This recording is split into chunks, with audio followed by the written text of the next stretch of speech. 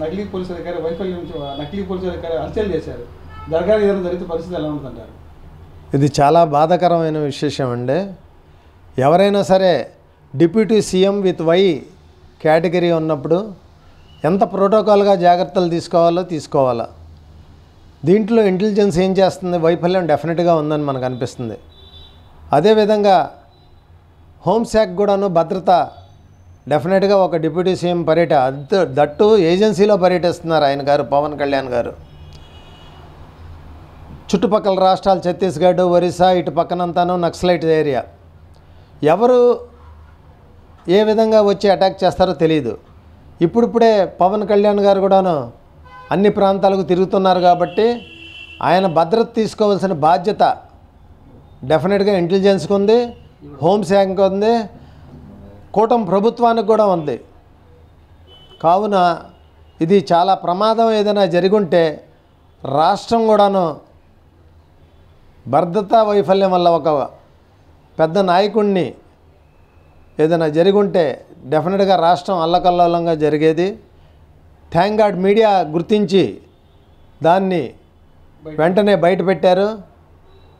ఒక కానిస్టేబుల్ కూడా గుర్తించలేని పరిస్థితుల్లో వెళ్ళి ఫోటోలు దిగుతూ ఉంటే ఈ ఎస్పీలు వీళ్ళందరూ ఏం చేస్తున్నారు అన్నది కూడా ఆలోచించవలసిన విషయం. ఎలాగో ఈ కూటమి ప్రభుత్వం మా జగన్మోహన్ రెడ్డి గారికి ఎలాగో భద్రత కల్పించలేకపోయారో, ఉన్న సెక్యూరిటీని తీశారు. ప్రతిపక్ష నాయకుడైనా సరే, అధికార పక్షం ఉన్న నాయకులైనా సరే ఒక స్థాయిలో ఉన్నప్పుడు వాళ్ళకు భద్రత ఇంటెలిజెన్స్ విభాగం ఎప్పటికప్పుడు వాళ్ళ పర్యవేక్షణ చేస్తాను, వాళ్ళ బాగోగులు చూసుకుంటాను, రాష్ట్రాన్ని సుభిక్షంగా ఉంచాలని కోరుకుంటున్నాను ఒక డాక్టర్గా. అంటే వై కేటగిరీ ఉన్నటువంటి వ్యక్తికి అలా జరిగిందంటే మామూలు వ్యక్తి పరిస్థితి ఎలా ఉంటుందంటారు? డెఫినెట్గా పవన్ కళ్యాణ్ గారు చాలా జాగ్రత్తగా కూడా ఉండాలి పర్యటనలో. ఇంటెలిజెన్స్ కానీ హోంశాఖ కానీ డెఫినెట్గా చాలా అలర్ట్గా ఉండి నిఘా ఉంచాలా. ఇంకా సామాన్యుడి పరిస్థితి ఏదైనా జరుగుంటే అంతా పవన్ కళ్యాణ్ గారు వై కేటగిరీ ఉన్న వాళ్ళకే ఏం భద్రత లేనప్పుడు సెలబ్రిటీ ఒక మాస్ ఫాలోయింగ్ లీడర్ అలాంటి వ్యక్తులకి ఈవెన్ జగన్మోహన్ రెడ్డి గారు కూడా మొన్న కడప వెళ్తే విపరీతమైన జనం వచ్చారు. అలాంటి మాస్ ఫాలోయింగ్ లీడర్స్ ఉన్నప్పుడు డెఫినెట్గా భద్రత చాలా అలర్ట్గా ఉండాలా.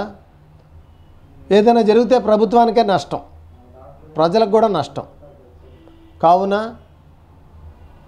పార్టీలకు అతీతంగా నేను చెప్పేది ఏంటంటే అందరినీ ప్రోటోకాల్ ప్రకారంగా వాళ్ళ భద్రత కల్పించవలసిన ఆవశ్యకత ఎంతైనా ఉందని కోరుకుంటున్నాను.